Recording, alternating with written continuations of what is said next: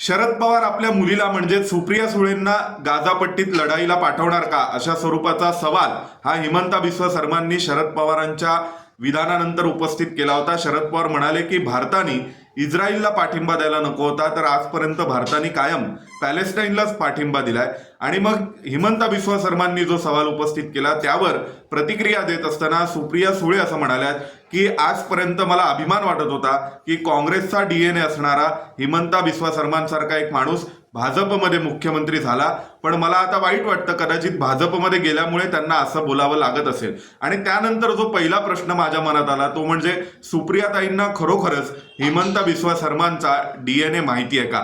नमस्कार मित्रांनो, मी सोमेश कोलगे पुन्हा एकदा युट्यूबवर तुमच्या सगळ्यांचं मनपूर्वक स्वागत. आज आपण हिमंता बिस्वा शर्मा यांच्या डीएनएची चर्चा करणार आहोत, ज्या डीएनएचा उल्लेख सुप्रिया सुळेंनी केलाय. मित्रांनो, हिमंता बिस्वा शर्मा हे काँग्रेसमध्ये होते, हे खरंय. काँग्रेसमध्ये ते अनेक वर्ष मंत्रीही होते आणि त्यांच्या राजकीय कारकिर्दीची सुरुवात काँग्रेसमधून झाली आहे. पण त्यांचा डीएनए कोणत्या विचारांचा आहे किंवा ते काँग्रेसमध्ये असल्यामुळे त्यांचा डीएनए काँग्रेसचा होता आणि ते आता भाजपत गेल्यामुळे त्यांना असं बोलावं लागते, असं ज्यावेळी सुप्रिया सुळे म्हणतात त्यावेळी सुप्रिया सुळेंचं ज्ञान हे एकंदरच राष्ट्रीय राजकारणाच्या बाबतीत किती तोकडं आहे हे मला पुन्हा एकदा जाणवलं. आणि हिमंता बिस्वा शर्मा यांच्या डीएनएचा शोध खरं तर घेतला पाहिजे आणि त्यांच्या डीएनएची मांडणी करण्यासाठी मी हा व्हिडिओ करतोय. मित्रांनो, हिमंता बिस्वा शर्मा यांचे वडील केदारनाथ शर्मा, कैलाशनाथ शर्मा हे हिंदू धर्मशास्त्रांचे अभ्यासक होते आणि अनेक वर्षांपासून ते राष्ट्रीय स्वयंसेवक संघाशी संबंधित होते. कैलाशनाथ शर्मा हे हिंदू तत्ववेत्यांमधलं एक नावाजलेलं नाव आहे आणि कैलाशनाथ शर्मा यांनी लिहिलेली पुस्तकं, त्यांनी हिंदू धर्मग्रंथांचं केलेलं एक्सप्लेनेशन, या सगळ्यामुळे हिंदू धर्मशास्त्राचे अभ्यासक म्हणून त्यांचं नाव आदराने घेतलं जातं. आणि आसाममध्ये अनेक वर्ष ते राष्ट्रीय स्वयंसेवक संघाच्या संपर्कात होते, जो हिंदू संस्कृती आणि हिंदू धर्माचं रक्षण करण्यासाठी स्थापन झालेली संघटना आहे. त्यामुळे पहिल्यांदा हा मुद्दा लक्षात घ्यायला हवा की हिमंता बिस्वा शर्मा ज्या घरातून आलेत त्यात त्यांचे वडीलच स्वतः संघाशी संबंधित होते. हिमंता बिस्वा शर्मा ही एकूण त्यांना 5 मुलं आहेत, 5 भाऊ आहेत. या 5 भावांपैकी एक जण पोलीस खात्यात SP आहे. दुसरे जे 2 भाऊ आहेत त्यापैकी एक जण लंडनला राहतात. ते लंडनमध्ये राष्ट्रीय स्वयंसेवक संघाच्या मार्फत स्वयंसेवकांनी परदेशात असताना सुरू केलेलं जे काम आहे ते तिथे हिंदू स्वयंसेवक संघ नावाने चालतं. त्या हिंदू स्वयंसेवक संघाचे अनेक वर्षांपासून हिमंता बिस्वा शर्मा यांचे भाऊ सदस्य आहेत, सक्रिय आहेत आणि स्वयंसेवक आहेत. तुम्ही लक्षात घ्या, ज्यावेळीपासून हिमंता बिस्वा शर्मा हे काँग्रेसमध्ये होते, काँग्रेसचे मंत्री होते, तेव्हा सुद्धा हिमंता बिस्वा शर्मा यांचे भाऊ, त्यांचे बंधू लंडनमध्ये हिंदू स्वयंसेवक संघाचं काम करत होते. याच हिमंता बिस्वा शर्मांचा आणखीन एक भाऊ आहे, त्याचं नाव दिगंत शर्मा. दिगंत शर्मा तर हिंदू युवा परिषदेचे कार्यकर्ते आहेत. अनेक वर्ष त्यांनी राष्ट्रीय स्वयंसेवक संघ, विश्व हिंदू परिषदेत काम केलेले आहे. आणि या सगळ्याच्या पलीकडे जाऊन आपण थेट हिमंता बिस्वा शर्मा यांचा पॉलिटिकल डीएनए किंवा वैचारिक डीएनए काय आहे, ज्या अर्थाने सुप्रिया सुळेंनी हे विधान केलं होतं आणि त्यांना जे अपेक्षित आहे त्यानुसार शोध घेत असताना आपल्याला एक गोष्ट लक्षात येते की हिमंता बिस्वा शर्मा जरी काँग्रेसमध्ये असले आणि ते काँग्रेसचे मंत्री असले तरी सुद्धा हिमंता बिस्वा शर्मांच्या भूमिका या कधीही तथाकथित राहुल गांधी, सोनिया गांधींची काँग्रेस जशी आहे तशा नव्हत्या. त्याचं कारण असे की हिमंता बिस्वा शर्मांची राजकीय कारकीर्द काँग्रेसमधून सुरू झालेली असली तरी सुद्धा हिमंता यांनी विद्यार्थी दशेपासून सामाजिक चळवळींमध्ये भाग घेतलाय. आणि स्वाभाविक आसाममध्ये झालेलं सर्वात मोठं आंदोलन जे बांगलादेशी घुसखोरांविरोधात होतं, बांगलादेशी मुसलमानांविरोधात होतं की त्यांना इथून हाकलून बाहेर काढा, कारण ते इकडे आलेत, त्यामुळे आसाममधील नोकऱ्यांवर त्याचा परिणाम होतोय, आसामी भाषेवर हल्ला होतोय आणि या सगळ्यातून त्यांना इकडून हाकलून काढा म्हणून आसाममधल्या सर्व विद्यार्थी संघटनांनी, ज्यापैकी आसू एक नाव जे आपण प्रामुख्याने ऐकतो, या आसूतले प्रफुल्ल महंत पुढे आसामचे मुख्यमंत्रीही झाले. पण या संघटनेतून आणि अशा स्वरूपाच्या चळवळीतून हिमंता बिस्वा शर्मा हे पहिल्यांदा समाजकारणात आलेत, हे आपल्याला लक्षात घ्यायला हवं. आणि हे आंदोलनच सुरू झालं होतं ते मुळात बांगलादेशी मुसलमानांना इथून काढून टाका या मागणीसाठी सुरू झालं होतं. सुप्रियाताई सुळे यांच्या पक्षाची भूमिका रोहिंग्या घुसखोरांविषयी काय आहे, बांगलादेशी घुसखोरांविषयी काय आहे, मुंबईतल्या बांगलादेशी घुसखोरांना पुन्हा बाहेर काढा अशी भूमिका सुप्रिया सुळे घेऊ शकतात का, असे असंख्य प्रश्न आहेत. त्यामुळे सेव्ह गाझाचे टी शर्ट घालणारे लोक ज्यांच्या पक्षात आहेत त्या सुप्रिया सुळेंनी हिमंता बिस्वा शर्मांचा डीएनए शोधत असताना किमान ही ऐतिहासिक पार्श्वभूमी तर लक्षात घ्यायला हवी. आणि त्यातही पुन्हा आणखीन एक महत्वाची माहिती मी सांगतो की आसामचे मुख्यमंत्री हिमंता बिस्वा शर्मा जेव्हा काँग्रेसमध्ये होते तेव्हा काँग्रेस आणि AIUDF all India United democratic front असा काहीतरी त्या पक्षाचा फुलफॉर्म आहे, पण या पक्षाचा नावाचा आणि तो पक्ष जी विचारधारा जगतो त्याचा काहीही संबंध नाही. AIUDF हा आसाममधील एक पक्ष आहे आणि या पक्षाने आजपर्यंत प्रचंड टोकाचं मुस्लिम राजकारण केले आणि ते सुद्धा बांगलादेशी मुसलमानांचं राजकारण केले. आसाममधले मूळ मुस्लिम आणि बांगलादेशी मुस्लिम या दोन वेगवेगळे प्रकार आहेत हे आपण लक्षात घ्यायला हवं. आणि त्यापैकी बांगलादेशी मुसलमानांचं समर्थन करणारा म्हणून जो AIUDF पक्ष आहे त्याच्यासोबत काँग्रेसची अनेक वर्ष युती होती. ती युती पहिल्यांदा तोडली आणि तुटली ती हिमंता बिस्वा शर्मांमुळे. 2012 साली मला वाटतं गेल्या वेळेसच्या ज्या निवडणुका झाल्या 2016च्या, त्याच्या आधी 2012 त्याच्या आधीच्या निवडणुकांमध्ये कदाचित असेल, पण आसाममध्ये काँग्रेस आणि AIUDFची जी युती अनेक वर्षांपासून होती त्या AIUDFच्या अशा स्वरूपाच्या अतिरेकी टोकाच्या मुस्लिम घुसखोरांच्या समर्थनार्थ असलेल्या भूमिकेमुळे हिमंता बिस्वा शर्मा यांनी काँग्रेसला AIUDFची युती तोडायला लावली होती ज्यावेळी ते काँग्रेसमध्ये होते. आणि त्यानंतर हिमंता बिस्वा शर्मा हे भाजपमध्ये आल्यानंतर तर भाजपचे 5 वर्ष मंत्री राहिले आणि आता मुख्यमंत्री झालेत. पण त्यानंतरही गेल्या निवडणुकांमध्ये काँग्रेस आणि AIUDFने पुन्हा युती एकत्र केली होती. त्यामुळे हिमंता बिस्वा शर्मा यांचा डीएनए काय किंवा यांची वैचारिक पार्श्वभूमी काय आणि हे काँग्रेसच्या डीएनएचा माणूस आहे असं ज्यावेळी सुप्रिया सुळे म्हणतात त्यावेळी त्यांच्याकडून या सगळ्यामध्ये एक मोठ्या प्रमाणावर दिशाभूल होते.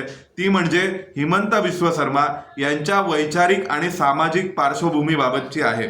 आसूमध्ये हिमंत बिस्वा शर्मा होते. ऑल आसाम स्टुडंट युनियन म्हणून जी संघटना, आणि आसूचं नाव तर संपूर्ण देशभरात अनेकांना माहिती आहे कारण त्याच संघटनेतून आलेले प्रफुल्ल महंत पुढे मुख्यमंत्री झाले, त्यांनी सरकार बनवलं होतं आणि बांगलादेशी घुसखोरांविरोधातील एक मोठं आंदोलन उभं करण्यात आसूची भूमिका होती.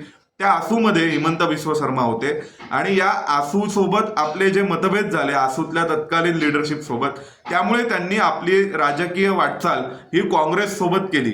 पण हिमंता बिस्वा शर्मा यांचे वडील, त्यांचे भाऊ, त्यांचे दुसरे बंधू जे परदेशात आहेत आणि एक भाऊ त्यांचे वारले आणि आता सध्या पोलीस खात्यात असलेले चौथे भाऊ, या सगळ्यावरून हिमंता बिस्वा शर्मा यांचा डीएनए काय हे तुमच्या लक्षात येते का हे लक्षात घ्यायला.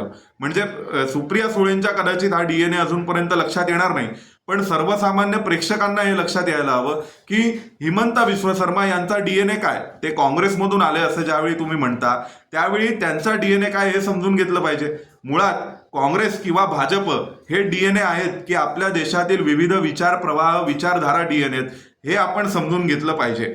भारतीय जनता पक्षाचे महाराष्ट्रातील नेते ज्या प्रकारच्या भूमिका अनेक विषयांवर घेतात त्यावर भाजपच्याच समर्थकांकडून त्यांच्यावर टीका होताना दिसते.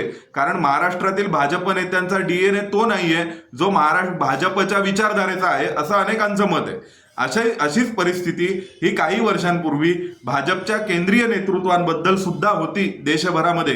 पण भाजपच्या वैचारिक डीएनए सोबतचा राजकीय डीएनए भाजपने जेव्हा मॅच केला आणि तो प्रामुख्याने झालाय अमित शहा नरेंद्र मोदींच्या काळात, त्यानंतर जो रेझोनन्स तयार झालेला आहे त्या रेझोनन्सचा अनुभव आपण आज सगळ्या देशभरात घेऊ शकतो. आणि त्यामुळे भाजपने अतिशय यशस्वी घोडदौड सगळीकडे केली आणि ज्या तामिळनाडूमध्ये सुद्धा हिंदुत्वाचं राजकारण किंवा हिंदुत्वाच्या नावावर 4 लोक एकत्र येऊ शकणार नाहीत असे दावे ज्या पॉलिटिकल अॅनालिस्टनी आणि राजकीय पंडितांनी केले होते त्यांचे दावे खोटे ठरवणारा अण्णामलाई नावाचा नेता आज तामिळनाडूमध्ये हजारोंची गर्दी रोज गोळा करतोय रोज. त्यामुळे भाजपच्या वैचारिक डीएनए सोबत फारकत ही महाराष्ट्राच्या भाजपच्या नेत्यांनी घेतली आहे का किंवा महाराष्ट्राच्या भाजपच्या नेत्यांचे आणि भाजपच्या वैचारिक डीएनए जुळतो का हा एक स्वतंत्र मुद्दा आहे. पण ज्या अर्थाने डीएनए हा शब्द सुप्रिया सुळे वापरतात आणि ज्यावेळी आपण काँग्रेसचा डीएनए, भाजपचा डीएनए असं म्हणतो त्यावेळी हे सगळे विचार प्रवाह आहेत, या विचारधारा आहेत आणि या विचार प्रवाहांनी भारताचं राजकारण आजपर्यंत खरं तर नियंत्रित केलेलं आहे असं आपण म्हणू शकतो. आणि त्या विचार प्रवाहांमध्ये प्रामुख्याने हिमंता बिस्वा शर्मा हे जरी काँग्रेसमध्ये असले तरी सुद्धा त्यांचा विचार प्रवाह कशा स्वरूपाचा होता हे लक्षात घ्यायला हवं. सरदार पटेल सुद्धा काँग्रेसमध्येच होते, डॉक्टर हेडगेवार सुद्धा एकेकाळी काँग्रेसमध्येच होते, स्वातंत्र्यवीर सावरकरांच्या हिंदू महासभेची सुद्धा कितीतरी अधिवेशनं काँग्रेसच्याच मांडवाखाली झालेली आहेत. एकाच मंडपात त्या काळी 2-3 अधिवेशनं होत असत. त्यामुळे अशा स्वरूपाच्या पार्श्वभूमीवर आपण ज्यावेळी विचार करतो तेव्हा कोणीतरी फक्त काँग्रेसमध्ये होतं आणि कोणीतरी फक्त भाजपमध्ये आहे म्हणजे तो भाजपच्या वैचारिक डीएनएचा माणूस आहे, आणि कोणीतरी काँग्रेसमध्ये आहे म्हणजे तो काँग्रेसच्या डीएनएच्या विपरीत किंवा काँग्रेसच्या डीएनएचा माणूस आहे, असं प्रिझम्पशन करणं हे राजकीय विश्लेषण करत असताना 100% चुकीचं आहे. त्याचं कारण डीएनए कोणाचा काय आहे हे त्यावेळेस त्या व्यक्तीच्या सामाजिक पार्श्वभूमीवरून ठरतं, हे त्या व्यक्तीच्या विचारांवरून ठरतं, आणि त्या व्यक्तीने आपल्या कामाची एकंदर कारकिर्दीची सुरुवात ही कशा प्रकारे कशाच्या आधारे केली आहे, कोणकोणते टप्पे गाठून केली आहे त्या आधारे हे कळत असतं. त्यामुळे सुप्रिया सुळे ज्यावेळी हिमंता बिस्वा शर्मा यांचा डीएनए चॅलेंज करतात त्यावेळी मी हे प्रामुख्याने सांगतो की केवळ पक्षात असल्यामुळे कोणत्या तरी डीएनए तयार होत नसतो. अमित शहा किंवा नरेंद्र मोदी हे भाजपमध्ये आहेत आणि भाजपला केवळ हिंदू मतांचं राजकारण करायचं आहे आणि म्हणून हिंदुत्वाचं राजकारण भाजपमधून नरेंद्र मोदी अमित शहा करतात. इतका पोकळ बेस या सगळ्याला नाहीये. या सगळ्या मागे ज्यावेळी हे राजकारण यशस्वी होताना दिसतं ते यशस्वी याकरिता होत असतं कारण ही सगळी माणसं हा विचार जगलेले आहेत. हा विचार काही वर्ष आयुष्यात त्यांनी जगलेला आहे. या विचारासाठी त्यांनी आपलं आयुष्य कधी एकेकाळी खर्ची पाडण्याचे विचार केलेले आहेत, स्वप्न पाहिलेले आहेत. आज ते प्रधानमंत्री असतील, आज ते गृहमंत्री असतील, आज कोण कुठे मंत्री असेल हे आपल्याला माहिती नाही, पण कधी एकेकाळी तरी त्यांनी त्यांच्या आयुष्यात काही क्षणांसाठी तरी का होईना पण एखाद्या विचारासाठी म्हणून जगायचं ठरवलं होतं आणि त्यातून त्यांचे डीएनए घडलेले आहेत. आता राष्ट्रवादी काँग्रेस सारखा पक्ष जो सोनिया गांधींना विरोध करून आणि सोनिया गांधी नको म्हणून स्थापन करण्यात येतो, कधी एकेकाळी तो पुलोद सारखा प्रयोग करतो, त्यानंतर मग तो पुन्हा काँग्रेस सोबतच सहभागी होतो, मध्ये ते पुन्हा राजीव गांधींच्याही लोटांगण घातलेलं आहे त्या आधी.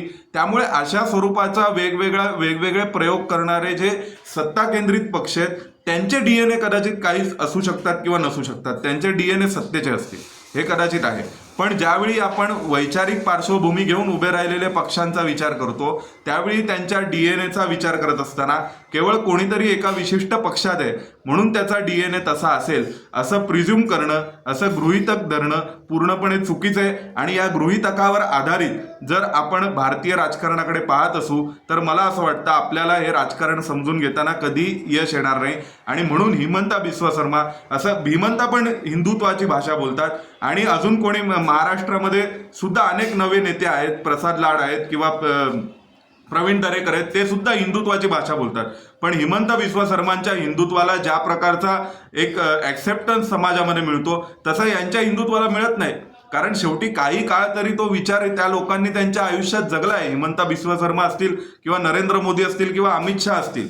त्यामुळे येऊन कोणीतरी फक्त सनातन हिंदू धर्म की जय म्हटलं म्हणजे त्याला हिंदुत्वाचं राजकारण जमते किंवा त्याचा डीएनए हिंदुत्वाचा होतो असं समजणं मूर्खपणाचे.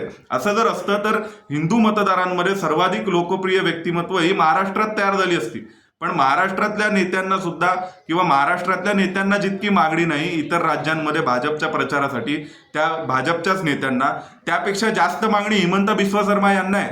त्यामुळे याचा विचार करत असताना आपण हे लक्षात घ्यायला हवं की हिमंता बिस्वा शर्मा यांचा इतिहास समजून घ्या, त्यांचा भूतकाळ समजून घ्या आणि मग त्यानुसार हिमंता बिस्वा शर्मा यांचा डीएनए नेमका कोणता आहे त्याविषयीचे अंदाज बांधा. तर कदाचित सुप्रियाताईंना हे राजकारण लक्षात घ्यायला मदत होईल आणि आता जी सध्या त्यांच्या पक्षाची पडझड सुरू आहे त्या पक्षाच्या पडझडीत एक वैचारिक भूमिका घेऊनही उभं राहणं सुप्रियाताईंना शक्य होईल असं मला वाटतं. आपल्याला हा व्हिडिओ कसा वाटला ते कमेंट बॉक्समध्ये सांगायला विसरू नका. आवडला असला तर मित्रपरिचितांना फॉरवर्ड करा आणि चॅनलला सबस्क्राईब करा. अनेक लोक व्हिडिओ पाहतात पण चॅनल सबस्क्राईब करत नाही आहात, त्यामुळे तुम्हाला प्रत्येक व्हिडिओचं नोटिफिकेशन मिळत नाही. धन्यवाद.